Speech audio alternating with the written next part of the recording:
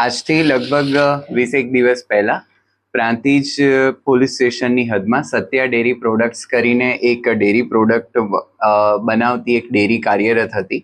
એ સાબરકાંઠા પોલીસને LCBને મળેલી બાતમીના આધારે ત્યાં તપાસ કરતા FSL અને ફૂડ એન્ડ ડ્રગ્સ ડિપાર્ટમેન્ટને પણ સાથે રાખી અને ત્યાં રેડ કરવામાં આવી હતી. એ રેડની અંદર પ્રાથમિક દ્રષ્ટિએ એવું જણાયું હતું કે કદાચ આ બનાવટી દૂધ હોઈ શકે. એના આધારે ગુનો દાખલ કરી અને સાબરકાંઠા LCBએ આગળ તપાસ હાથ ધરેલી, જેમાં FIRના તમામ આરોપીને અત્યાર સુધીમાં પકડી લેવામાં આવ્યા છે.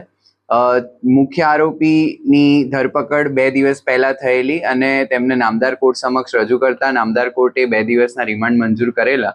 2 દિવસના રિમાન્ડ દરમિયાન પૂછપરછમાં જાણવા મળેલ કે લગભગ 500 લીટર જેટલી ક્વોન્ટિટીનું દૂધ એ આસપાસના ગામમાંથી આરોપી મેળવતો હતો અને એમાં પછી પાણી, way powder, SMP powder, caustic soda, palmolein, soybean oil વગેરે જેવા અલગ અલગ પદાર્થો ભેળવી અને ક્વોન્ટિટી વધારી, એટલે કે લગભગ 1700 થી 2000 લીટર જેટલું દૂધ એમાંથી બનાવતા હતા. અને આસપાસના ગામોમાં એ દૂધનું વેચાણ કરિયાણાની દુકાનો પર પણ પોતે પેકિંગ કરીને દૂધ અને છાશ એ બંને આપવામાં આવતું હતું. બીજા શહેરોની વાત કરીએ તો પ્રાંતિજ છે, મોયત છે, તલોદ, અમદાવાદ શહેર, માણસા, મોડાસા, વડાગામ ખાતે અલગ અલગ જગ્યાઓએ આ દૂધ અને છાશ જે છે એ વેચાણ કરવામાં આવતું હતું.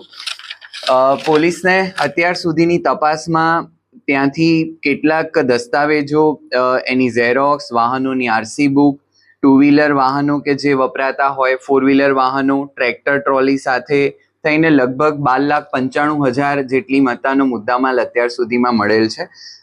દસ્તાવેજો અને જોતા અને પૂછપરછ દરમિયાન અત્યારે હાલ એવું જાણવા મળ્યું છે કે આરોપી જમીન અને દુકાનોની દલાલીનું પણ ધંધો જે છે એ કરતા હતા અને એ લેવેચ કરીને કમિશન પણ મેળવતા હતા.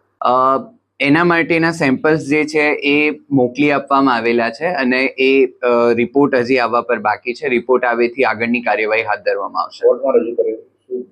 ત્યારબાદ શું કરવામાં આવશે? નામદાર કોર્ટમાં રજૂ કર્યા બાદ નામદાર કોર્ટે આરોપીના 2 દિવસના રિમાન્ડ મંજૂર કરેલા અને એ 2 દિવસ દરમિયાન પૂછપરછ દરમિયાન જે હકીકત જણાવી તે પ્રકારની હકીકત જાણવા મળેલ છે. રિમાન્ડ દરમિયાનની તપાસ પૂર્ણ થતા તેમને નામદાર કોર્ટમાં રજૂ કરવામાં આવે છે અને નામદાર કોર્ટે અત્યારે સબ જેલના હવાલે કરેલ છે.